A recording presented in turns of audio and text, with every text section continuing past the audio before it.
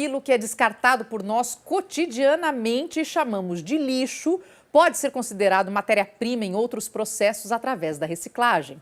Embora não seja suficiente para resolver o problema dos resíduos, ela é uma etapa essencial na busca por um ambiente mais saudável para todos. Além disso, a reciclagem contribui com a economia de água e energia e reduz os custos de matérias-primas industriais, diminuindo o volume de resíduos gerados na exploração de recursos naturais. Há diversas maneiras de se reaproveitar e reciclar o que descartamos, e todas elas passam pela chamada gestão dos resíduos, que pode ser muito bem feita tanto em pequena escala quanto em grandes eventos. Você pode fazer em casa ou num grande evento, mega show de música, sabe como é que é? Claro que no dia a dia toda e qualquer empresa pode ajudar também. No programa dessa semana, vamos falar justamente da gestão de resíduos sólidos em diversas organizações e, mais importante, sob um ponto de vista prático, com gente que põe literalmente a mão na massa. Estamos hoje com Fernando Beltrame, engenheiro de alimentos, mestre em compostagem pela Faculdade Pública da USP, Faculdade de Saúde Pública da USP e presidente da Ecaplan Consultoria em Sustentabilidade, e Leiliane de Santana Rocha, catadora de material reciclável da COP, reciclável de Guarulhos, diretora da rede Cata Sampa e mobilizadora da Associação Nacional dos Catadores e Catadoras de Material Reciclável. Olha, só gente muito boa para falar do assunto. Eu vou começar primeiro agradecendo vocês, depois querendo classificar o lixo, né? As pessoas às vezes não param para... às vezes não, raramente param para pensar que fim leva aquilo que a gente produz, aquilo que a gente joga fora o tempo todo, porque haja embalagem na nossa vida e haja produtos e consumo na nossa vida. O lixo é uma questão social, é uma questão econômica, é uma questão política ou é um pouquinho de cada coisa? Leiliane, como dama, comece você. Prazer, muito obrigado pelo convite. É um pouquinho de cada, né? Porque nós catadores vemos como um negócio, né? Como uma sobrevivência. Então, é um pouquinho de cada. Muito bem. E você, na sua opinião, Fernando? Também um pouquinho de... Também vejo isso dessa forma. A parte econômica é muito importante, então a gente tem que, de alguma forma, viabilizar essa gestão de resíduos, então tem que valorar os materiais. A parte política, porque pela Política Nacional de Resíduos Sólidos, as cidades, os municípios, os estados, eles têm a obrigação de dar a destinação correta para os seus resíduos. E esse número, igual você começou a falar, ele é muito pouco valorizado. Poucas pessoas fazem a gestão de resíduos. Hoje, na cidade de São Paulo, a gente recicla quase nada. Em torno de 2, 3% de tudo que é gerado é destinado para reciclagem. E então, é gerado, hein? Pelo amor de Deus, é muita coisa. Agora, quando a gente fala de lixo, né? Um lixo, aí vai para o lixão, vai para o aterro. Agora, existem lixos diferentes. A gente não tinha que nomear de forma diferente o que é produzido, porque tem o lixo industrial e que dentro do lixo industrial você também tem divisões. A gente poderia falar, ou deveria falar de lixo de cada um com um nome específico? Mas já tem, sim. Quando é reciclável, é resíduo seco. E quando não é o reciclável, é resíduo molhado, né? É orgânico, né? Então, já tem, sim, a classificação. Não, essa eu conheço, sim. Vamos que vamos. Mas, assim, existem outras categorias que a gente deveria falar nominalmente, não? Eu acredito que não. É o que a gente fala, nas cidades, às vezes as pessoas não fazem a coleta seletiva porque falam, não tem espaço no meu apartamento para dividir em 5 cores, 6 cores os resíduos. E o que a gente fala é que nas cidades a gente deveria separar os resíduos em 3 tipos, os domiciliares. Os secos ou as embalagens, então você pode colocar papelão, plástico, a latinha, tudo junto. O orgânico, que é cascas de frutas, verduras, legumes, resto de alimento, que esse material deveria ir para compostagem, que é você transformar esse resto de alimento em adubo, e o rejeito, que deveria ser a menor parte, que é o lixo de banheiro, uma embalagem suja. Então, esses 3 tipos você já resolveria o resíduo domiciliar. E é claro que os resíduos das indústrias, das empresas, você consegue classificar de outras formas. Por exemplo, os perigosos. Então, você tem as pilhas, as lâmpadas e também tem os eletroeletrônicos. Então, tem diversas categorias, mas a grande maioria você consegue separar nesses 3 tipos. As embalagens, o orgânico e o rejeito. É interessante porque tudo é educação, sempre, né? E aí, nós brasileiros adoramos sair do Brasil e falar, nossa, mas está tudo limpo, ah, que coisa fantástica. E aí, a gente ainda vê gente aqui dentro do Audi, né, no carro jogando latinha para fora, jogando coisa no chão, que me dá uma paura, abriu a bala, jogou no chão, o chão não é lugar para pôr lixo, não é lixeira. Não é lixeira, mas lá fora ainda tem, é tão já parte da cultura e as pessoas são tão educadas que elas guardam as pilhas num cantinho e quando vão sair lá e jogam no específico para a pilha no meio. Sim, a pessoa tem que se levantar e ir para lá. Não é tudo o poder público que tem que vir pegar de mim. Eu também tenho um papel importante. Falta muito disso para a gente. Eu sinto informar, mas temos que começar do zero. Você vê cidades como... Tóquio, você anda na cidade e você não vê lixeira. Não. Então, o papel de bala é seu resíduo, você leva para sua casa e você separa. Então, você não... esse resíduo que é seu, a cidade, outra pessoa que não está consumindo, não está gerando, ele não tem que cuidar do seu resíduo. Você tem que levar para sua casa, você separar da destinação correta. E aqui, no Brasil, não. As pessoas não conseguem andar 10 passos, se não encontra uma lixeira, joga o resíduo no lixo, no chão. Isso, quando não consome, já joga... Não é uma facada no coração, Lili? Porque tem as leis, né, que direciona, né, que obriga, mas aí se não tem educação, não adianta nada. Não adianta. Eu até aproveitando o que você falou, Fernando, quero ver se o pessoal da produção resgata um vídeo. Eu fui para o Japão e fiz uma matéria sobre educação no Japão e na escola, na hora do almoço, todas as crianças pegam os seus suquinhos, que são tipo Tetra Pak, abrem, passam na aguinha e colocam para secar. Elas separam imediatamente depois do consumo isso. Dá uma olhadinha aí que a gente vai mostrando essas imagens. Mas olha, chama a atenção como as pessoas podem fazer a diferença. E aí eu quero perguntar para você, Liliane, como é que você começou como catadora? Isso foi uma necessidade de vida? Foi uma oportunidade que você viu? E é possível ter uma vida economicamente simpática trabalhando com isso? Sim, eu comecei, aquilo que você perguntou, né? Se foi uma necessidade. E sim, foi uma necessidade, porque hoje a maioria das catadoras, das cooperadas, né? Que a gente, quando está dentro da cooperativa, é cooperadas, né? Quando está na rua, ainda acaba sendo catadores. Foi uma necessidade, porque eu não me via mais, né? Como não tem estudo, hoje a maioria dos cooperados não tem estudo, né? Não tem mais oportunidade lá fora, né? Então, eu estava saindo do relacionamento, separando, e aí foi onde eu aceitei um convite, né? Para participar da cooperativa.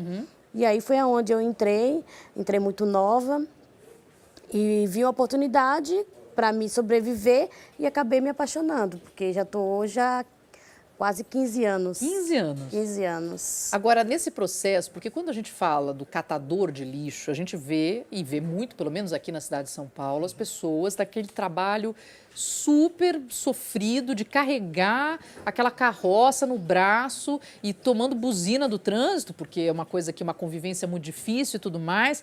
Precisa ser dessa forma? A pessoa que trabalha com isso, quer dizer, eu entendo que tem muitas cooperativas onde o trabalho é interno, com aquilo que é recebido de outras formas, para a separação adequada do material.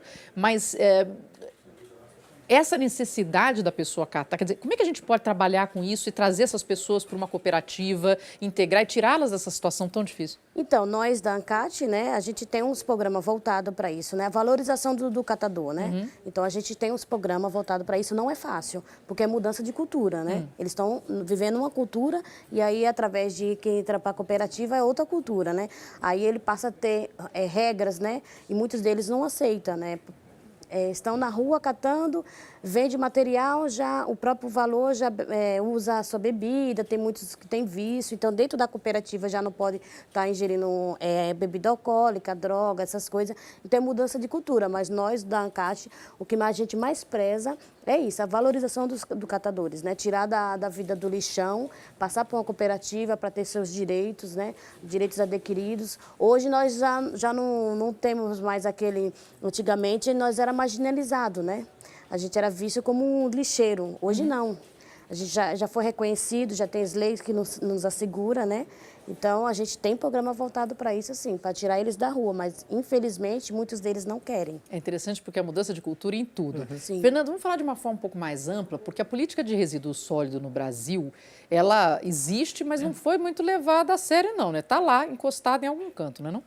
Ela tinha uma meta, então ela foi aprovada em 2010 e ela tinha uma meta, que é 2014 não ter mais lixão, finalizar a figura do lixão. Passou 2014, estamos em 2018 e hoje a gente ainda tem em torno de 1.200 lixões espalhados no Brasil. São em torno de 3.500 municípios. Então, mais da metade dos municípios hoje do Brasil ainda destinam os seus resíduos de forma inadequada, ou para lixão ou para aterro, que não é aterro sanitário. Vamos só, nesse momento, fazer uma divisão, uma explicação da diferença entre o lixão e o aterro. Então, você tem o lixão, que é um bota fora. Então, é um terreno baldio que as cidades jogam seus resíduos lá sem nenhum controle. O aterro sanitário é como o resíduo de São Paulo vai. Então, todo resíduo de São Paulo hoje vai para alguns aterros que são sanitários. Você tem todo o controle de permeabilização, então ele não tem uma contaminação como o lixão. Mas mesmo no aterro sanitário, você tem contaminação, porque você tem o gás e você tem o líquido, você tem o chorume que sai dele. Então, o que a gente trabalha muito é para você evitar ao máximo destinar os resíduos para o aterro. Como? Educação, para não gerar os resíduos e depois reaproveitar, reutilizar e reciclar, ou compostar. Então, o tema de compostagem é uma coisa que a gente divulga bastante e acha importante. Por exemplo, nas cidades, hoje a gente gera em torno de 50% a 60% dos resíduos é resíduo orgânico, é casca 60% é resíduo orgânico. Então, um único item, se a cidade atacasse um único item, que é o resíduo orgânico, ela já resolveria 50% a 60% dessa gestão, desse problema. Olha, gente, eu vou ter que fazer uma rápida pausa na nossa conversa, mas o Capital Natural volta daqui a pouquinho, não saia daí.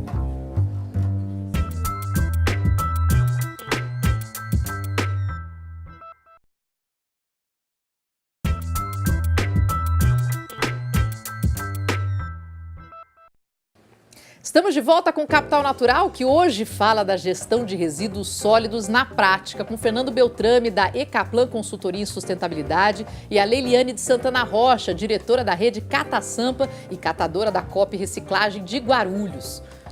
Quando a gente vai na rua, de fato, a gente vê que, assim, por mais que as pessoas tentem, existem barreiras. Ou o caminhão de lixo não passa, ou não tem a coleta de lixo no local, ou... enfim, a pessoa simplesmente não tem a instrução correta. Eu queria que você falasse do que você encontra ainda. Porque, por exemplo, as pessoas ainda colocam o copinho de iogurte com o iogurte dentro. Ele não é seco, gente. Não adianta jogar lá porque ele é de plástico. Você tem que lavar antes. Ainda se perde muito material? Então, quando a coleta é feita pela cooperativa, pelos catadores, é totalmente diferente, né? Quando o catador, uma Leiliane da vida, catadora, saio da minha cooperativa, entro no meu caminhão, vou lá fazer coleta porta a porta. Eu vou ter esse contato com a moradora. Então, a partir do momento que ela me dá um saco e eu ver que já tem algo ali que não é da coleta seletiva, eu já vou conversar com ela. Na próxima já não vai ter. Você é professora no processo. Isso, porque a gente já acaba fazendo a educação ambiental. A gente coleta e já faz a educação ambiental ali naquele momento mesmo. E aí, quando é pela empresa, a empresa não está nem aí. Os coletores não têm esse mesmo olhar que a gente tem. Por quê? Porque a partir do momento que eu vou lá coletar, eu tenho que ter esse cuidado de quando eu levar para a cooperativa, vai ser mais fácil para a gente triar. Porque você pode perder Sim, muita porque coisa ali a gente vai fazer a coleta, a valorização do material, a agregação de valor, tudo ao mesmo tempo. Entendeu? Quando é pela cooperativa, a perca o ganho é de 90%. Tá. Isso eu te garanto. Agora, quando é com a empresa, como eles não ganham após a coleta, então não estão nem aí. Só pega e acabou. Isso. Vamos conhecer agora um pouco mais de perto como funciona essa gestão de resíduos sólidos dentro de uma grande organização.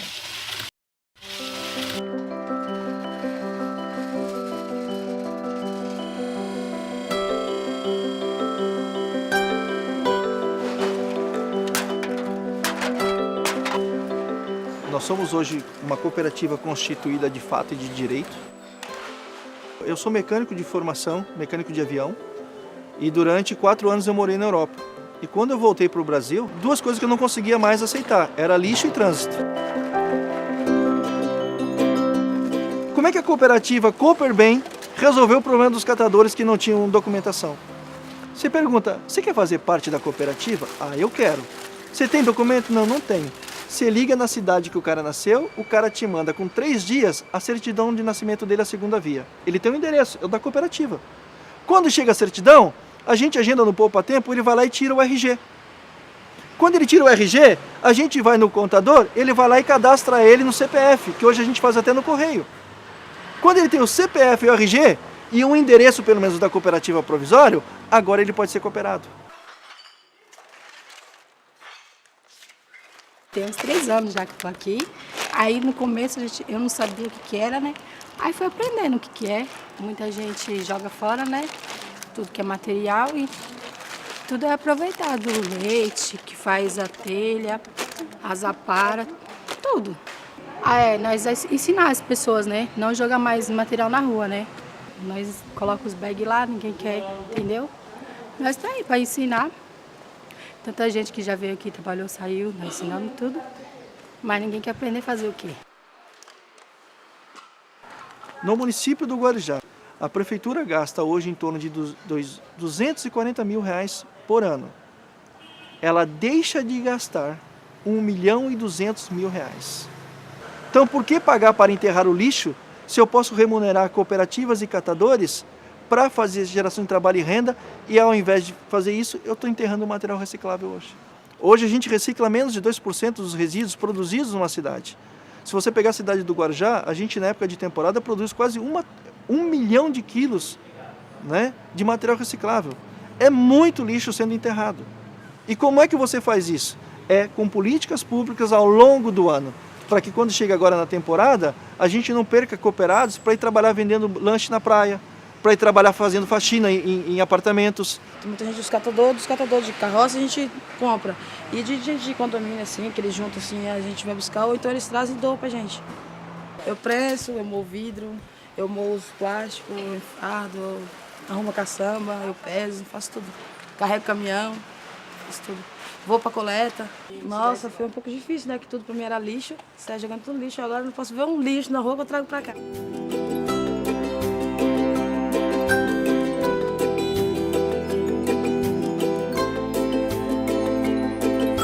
Em 6 anos de atuação como cooperativa, nós já mandamos mais de 9 milhões de quilos de material para a indústria de reciclagem. Como uma cooperativa, como eu sempre digo, com 20 trabalhadores consegue fazer, né? Se nós conseguimos, imagina se a gente tivesse o apoio.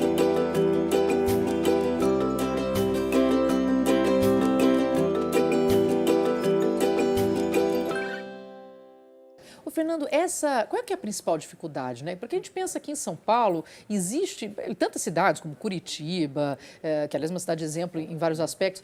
Qual que é a grande dificuldade, sendo que a gente tem tanta campanha e tanta gente interessada em fazer a coleta seletiva, por que a gente só tem 2 ou 3% de coleta? São vários aspectos, né? Igual você não tem uma solução única para a gestão de resíduos. Então, claro, a educação é um dos itens. Então, as pessoas às vezes não sabem o que separar, como separar. Outra é a pessoa não sabe se colocar na figura de um catador, de uma pessoa que vive no lixão ou de pessoas que vivem dos resíduos. E o que é isso? Para ele, tanto faz. Ele acha que se ele jogar num aterro, se esse resíduo for para qualquer lugar, isso não vai impactar a vida dele, nem dos seus filhos, nem dos seus netos. Então, a pessoa não se conecta com o destino desse resíduo. E a outra é a questão econômica. Acaba tudo sendo envolvido a questão econômica.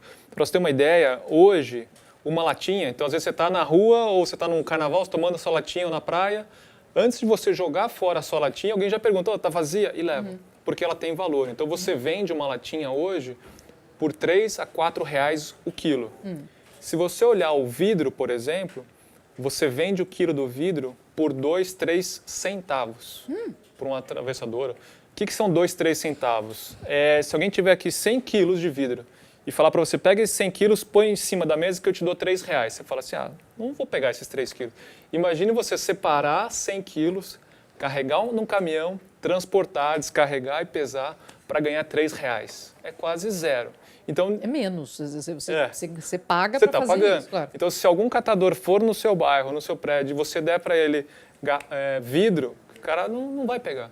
Então, é muito disso, da logística reversa, da obrigatoriedade de você incentivar. Por exemplo, se você vai numa Alemanha, ninguém joga fora a garrafa PET.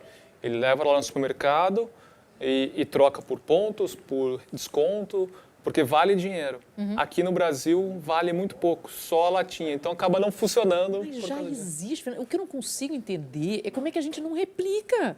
Mas que diacho? E o poder público não tem interesse. Tá bom, agora mesmo que vocês sejam todos uns idiotas que não sabem fazer esse negocinho, deixa o tio explicar para vocês. Vai passar caminhão, vocês vão fazer isso e vai passar... Não dá para fazer isso? Por exemplo, aqui na cidade de São Paulo, e em diversas outras cidades, tem uma política do grande gerador. O que é o grande gerador? É a empresa que gera mais de 200 litros por dia de resíduos. 200 litros é super pouco, são 2 sacos de 100 litros. Então, provavelmente, a padaria do lado da sua casa ou o supermercado, eles geram mais que 200 litros. E ele deveria pagar para uma empresa coletar os seus resíduos. E hoje, muitos não pagam. Eles colocam na coleta pública da rua. Então, ele não vê custo para ele lá.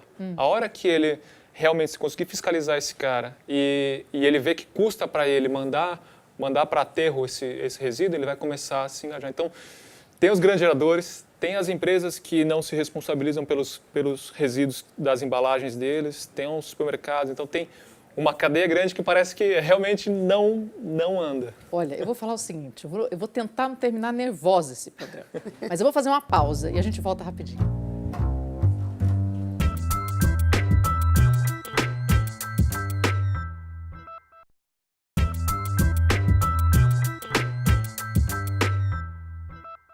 Estamos de volta com o Capital Natural, que hoje fala da gestão de resíduos sólidos na prática, com Fernando Beltrame, da Ecaplan Consultoria em Sustentabilidade, e Leiliane de Santana Rocha, diretora da rede Catasampa e presidente da Cooper Reciclagem de Guarulhos. E eu não falo Cooper certo, né? É Cooper. É Cooper. É Cooper de cooperativa, mas uma hora eu acerto. Gente, mas eu saí do outro bloco, inclusive, falando, meu Deus do céu, não quero ficar nervosa, porque parece simples, mas tudo fica mais complicado. E você ia falar da questão das empresas. Então, o que acontece? Igual ele falou que eles acabam não pagando, né? E aí acaba o quê? A cooperativa, ela sobrevive desse resíduo, né? Ela sobrevive desse material. E ela acaba indo até a empresa coletar sem custo, né? Que ela sobrevive, então ela precisa ter material. E aí é onde as empresas acabam ganhando. Por quê? Porque existe lei que obriga, mas não tem com quem fiscaliza. Não tem fiscalização. Né? E aí ela acaba o quê? Ligando para uma cooperativa da vida, a cooperativa vê naquele negócio algo que vai dar rentabilidade para a cooperativa, vai aumentar o ganho do cooperado, vai lá e coleta. Muitas vezes, sem fazer, né, conta dos custos, da logística de coletar, olha só o volume e fala, não, vai ser bom. Quando vai ver, a cooperativa acaba pagando para trabalhar, né? Porque coleta lá sem pagar a logística, né? Sem pagar o frete, sem nada. Isso, obviamente, mostra que a gente precisa ter cooperativas muito locais, né? Então, tem bairros que são gigantescos, tem que ter mais de uma por bairro, porque o deslocamento para pegar é um custo que poderia ser reduzido, não? Acho que tem duas coisas. Tem a questão do custo logístico, mas a gente parte do princípio de você trabalhar a não geração. Então, você provocar as pessoas para ver formas de não gerar. Hoje fala-se muito do canudo, né? Será que você precisa do canudo? Então, não precisa. A gente dá muito exemplo. Você toma cerveja com canudo? Não toma. Então, por que você precisa tomar suco com canudo, né? Então, é meio que provocar isso da não geração. Nas empresas também, às vezes a gente fica buscando alternativa. O que eu posso fazer para reduzir essa caixa de papel? Ou não, o que eu posso fazer para não precisar ou reutilizar? Então, dá para trabalhar isso. E outra questão é o resíduo orgânico, que eu estava falando. Hoje ele é muito grande, 50%, 60%, mas a tecnologia para você tratar isso é relativamente simples. Então, de uma casca de banana, você consegue 100% transformar essa casca de banana em adubo. E depois esse adubo em mais alimento. Agora, tem a dificuldade, Fernando, porque eu já mostrei muito em matéria as caixas de compostagem, que são super baratas para você pôr em casa e tudo mais, mas a pessoa não tem jardim, ela mora num apartamento, mal tem janela. Se todo mundo fizer compostagem em casa, pode acabar um monte de gente com adubo sem ter onde aplicar, porque às vezes você mora num prédio que, graças a maravilhoso trabalho arquitetônico, não tem nenhum jardim, aquele bando de concreto atrás, não é? Então, qual é a outra alternativa? Quer dizer, a gente tem a possibilidade de fazer a compostagem caseira, a gente pode fazer a compostagem no prédio. Não conseguindo, a gente tem que se deslocar mais, levar mais para algum lugar? Então, a gente, perto das nossas casas, às vezes tem parque ou praça. Então, a gente tem incentivado as cidades a criar nesses espaços locais para fazer compostagem também. Então, hoje aqui em São Paulo, a gente tem diversos locais que você tem hortas urbanas. Então, às vezes, para tempero, uma coisa... Então, se você, onde você tiver a horta, você tiver também uma compostagem, você pode levar o seu resíduo.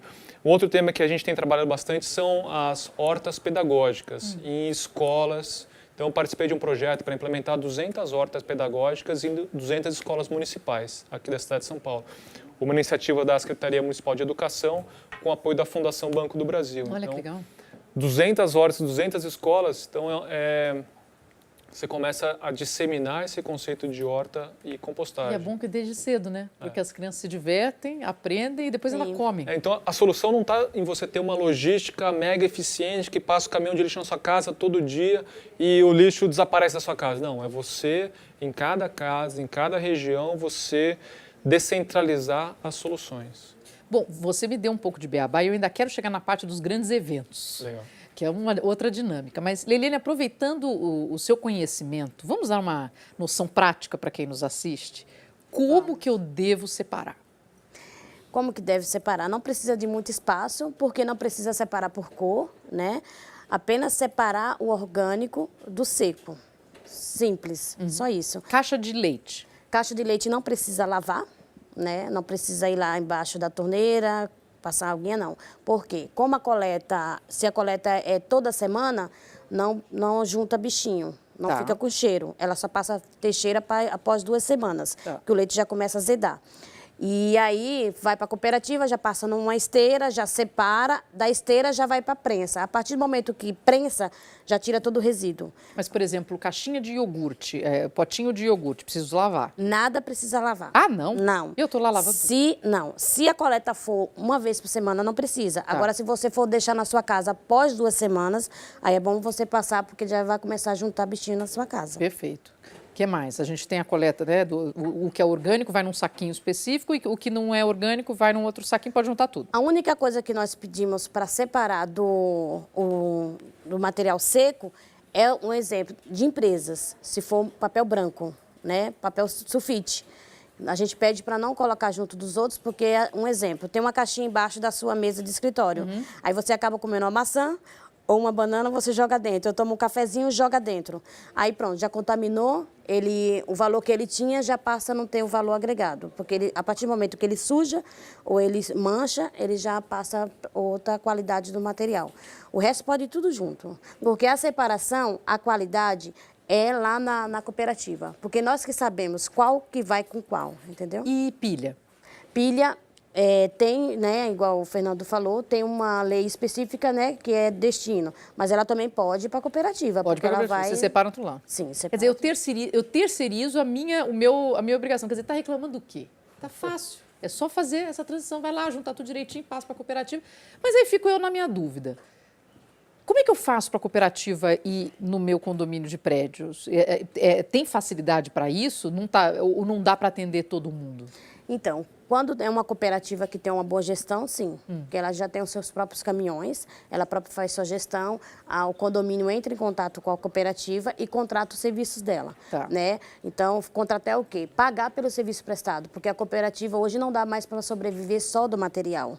Né? Tem os custos, né, de logística, então tem os custos do caminhão, tudo, né, que engloba. Então, liga na cooperativa e contrata o serviço. Nós ela vamos vai lá que e... eu quero ver, se está perto lá de casa. Então, mas desse tema, as pessoas acham muito que quem lida com resíduos vai ficar rico, dá dinheiro. Eu costumo falar, quando você fala, tem dinheiro no resíduo, então vai numa comunidade, você vai ver um monte de embalagem no chão. Então, não é o material que vai gerar resíduos, porque hoje, igual eu falei, do vidro vale muito pouco. Às vezes, papelão também é centavos. Eu digo que o vidro é o mais fácil, de retornar, né? Então, provavelmente, toda a long neck que a gente tomou em algum lugar, ela foi para um aterro, não foi para reciclagem. Então, dificilmente o pessoal recicla esse material. Então, no material reciclável, vale muito pouco. Hoje, você não tem incentivo, não tem obrigatoriedade, então vale centavos. Então, quando você chama uma cooperativa ou alguém para coletar, você acha que está fazendo, às vezes, um favor, dando seu material, tudo, só que o custo que ele tem, às vezes, com o transporte, com o diesel, o motorista, o ajudante, se ele pegar esse material reciclável e vender, quase não paga. Então, o que é importante as empresas, as pessoas entenderem que tem esse custo logístico, o material não vale tanto assim, então você precisa ter um incentivo financeiro, pagar pelo serviço, pagar pelo serviço ambiental que as cooperativas prestam, entendi. ou que a gente Bom saber presta. disso. Então, você pega um condomínio, se cada um der R$2, R$5 por mês, cada apartamento der, nossa, já ajuda muito a logística e não pesa, às vezes o condomínio nem percebe que está gastando Do isso. jeito que sobe condomínio para cada coisa, pelo amor de Deus, R$2 não faz diferença. E o bom de contratar uma cooperativa é que nós coletamos tudo, menos os orgânicos, né? Já tem cooperativa que já consegue dar destino Agora, do o orgânico. vidro também tem que tomar cuidado, né? Porque se colocar tudo junto, quebra, vira pontudo e tem um problema. O vidro, a garrafa em si, pode pôr junto. Porque nós que somos catadores já sabemos, né? Cada área tem, né? Então a gente já sabemos. Quando pega um saco, já sabe o que tem ali dentro. Então a gente vai tomar um certo cuidado. Agora, quando é espelho, quando é outro tipo de vidro, aí é bom Deixa embrulhar, separado, isso, com separar jornalzinho, tudo. também ajuda. Isso. Eu falei de a gente pegar tudo é assim, porque tem catadores e tem empresa, tem, né, associação, tem algumas coisas que não pega, né? Chega lá, faz a seleção.